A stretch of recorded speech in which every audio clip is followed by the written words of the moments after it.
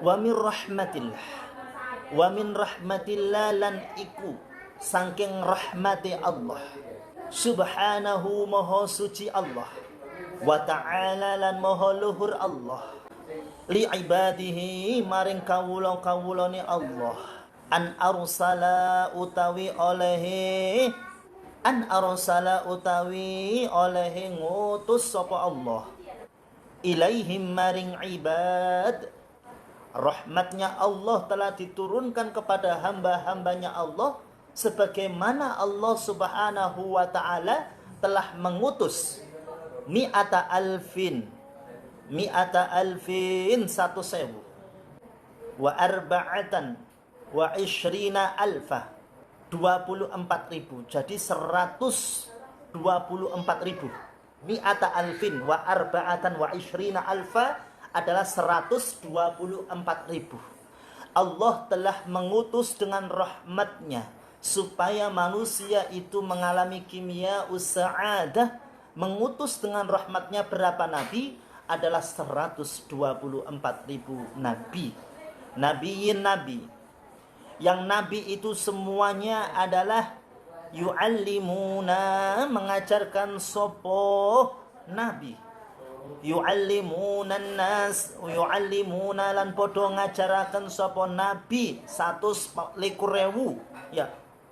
Nabi yang sebanyak 124,000 itu mengajarkan kepada siapa? An-nasa ing manungso. An-nasa kepada manusia.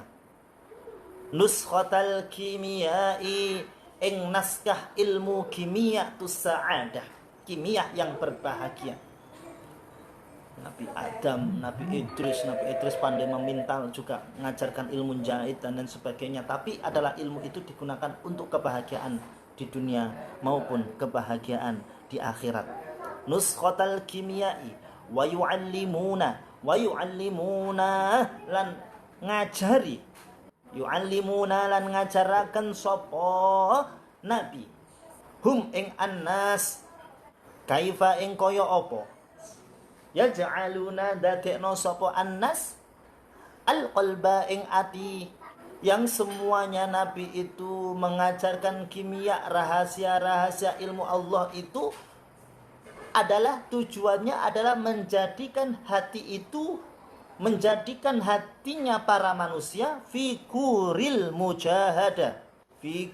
mujahadati ing dalem pira-pira daerah mujahadah, ing dalam daerah mujahadah atau wilayah mujahadah, wilayah memerangi hawa nafsu, wilayah memerangi hawa nafsu.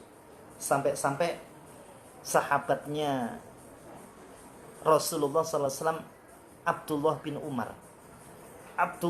Umar itu pernah mujahadah, merangi hawa nafsu.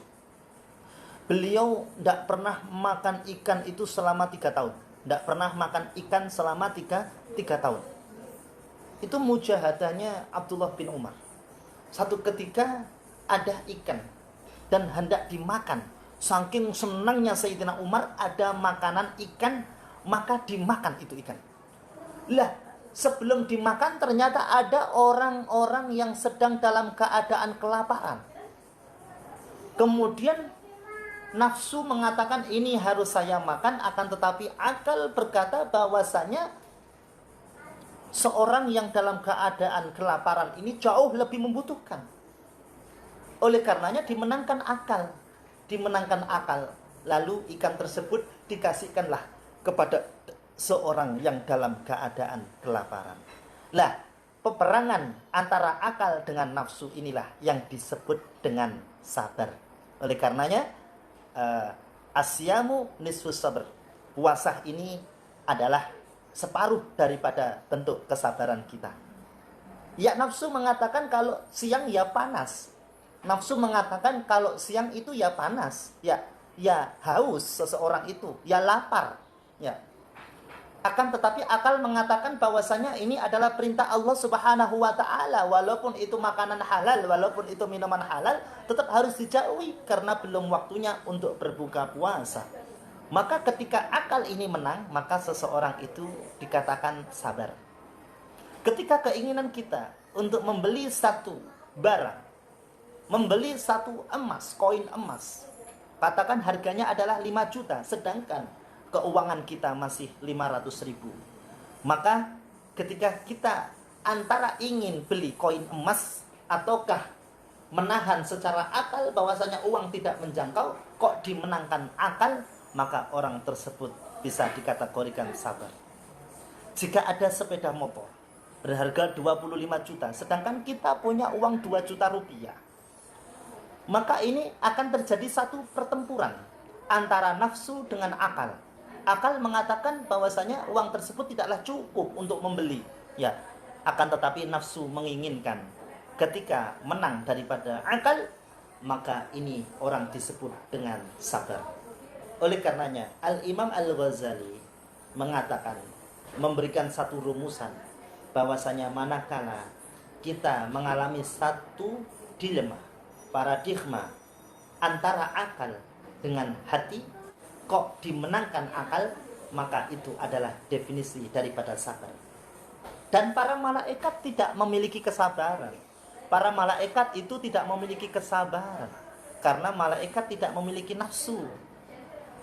Para hewan-hewan juga tidak dikatakan sabar karena dia punya nafsu, akan tetapi tidak memiliki akal. Dia hanya memiliki ghariza, hanya memiliki insting saja, ya. Dan malaikat maupun hayawan tidaklah bisa sabar. Dan ajaran daripada puasa ini adalah salah satu ajaran untuk membentuk diri kita menjadi orang-orang yang sabar, membentuk jati diri kita untuk menjadi orang-orang yang akan as-sa'adah, kimya us-sa'adah, akan mendapatkan rahasia-rahasia Allah. Ketika kita sudah terbiasa untuk riyadhah, tirakat yang betul-betul baik hatinya maupun panca inderanya semuanya dipuasai, maka akan terpancar irfani, akan terpancar cahaya baik di pikiran kita maupun hati kita semuanya. Maka kita akan menjadi orang yang betul-betul kimya us-sa'adah. Di saat nafsu kita ingin pulang, akan tetapi akal, secara akal kita tidak bisa, bahwasanya masih proses daripada lockdown itu sendiri. Dan kita bersabar. Ketika lockdown dilarang untuk turun ke lowland, ya, dan kita tidak memaksakan diri, maka ini adalah orang yang sabar. Antara akal dengan nafsu lebih mendahulukan akal. Ini disebut dengan sabar. Dan para nabi mengajarkan kepada sahabat dan umatnya semuanya adalah kebahagiaan. Mengajarkan yang semuanya itu mengandung kebahagiaan. Jadi orang miskin bahagia. Rasul pernah kaya juga menjadi orang yang bahagia. Jadi anak yatim juga bahagia. Ketika diuji bahagia. Ketika betul-betul diberikan nikmat juga bahagia. Ini adalah ajaran-ajaran yang kita sumberkan kepada hadrat Rasul Nabi besar Muhammad SAW. Begitu juga dengan mondok, ya. Ketika mondok itu adalah tujuannya karena Allah Subhanahu wa taala, sabar betul-betul riyadhah di pondok, ngaji dengan rajin, kemudian jamaah dengan tekun. Antara jamaah ataukah males, lebih ditekankan jamaah. Antara ngantuk dengan ngaji, ditekankan masih ngaji. Maka ini disebut dengan santri yang riyadhah dengan kesabaran. Santri yang riyadhah dengan kesabaran. Kemudian menghafalkan Al-Quran, an-nafis tobia, tiap hari pasti nambah, tiap hari murojaah. Walaupun dalam keadaan malas dipaksa untuk murojaah, dipaksakan untuk murojaah, perlu pemaksaan sebelum adanya satu kebiasaan, ya. Maka ini adalah nafsu akan terperangi, nafsu akan terperangi. Kalau kita masih menjadi manusia yang jahula, manusia yang bodoh, ya, yang tidak tahu akan penting artinya waktu, ya, yang jadi adalah ketidaksuksesan, ketidakbahagiaan. Jadi kesabaran, ya, kesabaran itu sangatlah penting, ya. Dan puasa ini mengajarkan kepada kita semuanya untuk hidup sabar. Satu ketika malaikat Jibril juga pernah mendatangi hadrat Rasul. Ya Jibril, ya, uktub khatimuka ilan nar. Dicatat pembantu kamu namanya itu di nerakanya Allah Subhanahu wa taala. Loh, kenapa? Terus kemudian pembantu tersebut dikasih 3 kurma oleh Hadratul Rasul Nabi besar Muhammad sallallahu alaihi wasallam dan bergegas pergi dari rumahnya Rasulullah. Sesampainya di jalan, kurma tersebut mau dimakan, tinggal 1 biji. Kemudian ada pengemis yang dalam keadaan lapar. Lalu biji kurma tersebut diberikan kepada pengemis dengan betul-betul hati.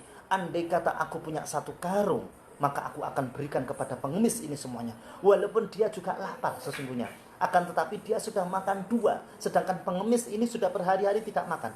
Maka dia perangi antara nafsu dengan akal, dia mendahulukan akal. Dia sabar tidak makan ini.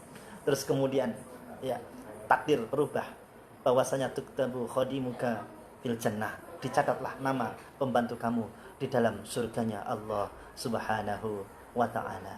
Penuh dengan kesabaran di dalam berumah tangga, di dalam bekerja, di dalam mencari ilmu, di dalam segala aspek adalah belajar untuk menata hati yang tujuannya adalah fikuril mujahadati, untuk memerangi daerah-daerah mujahadah yang harus diperangi, hawa nafsu itu sendiri.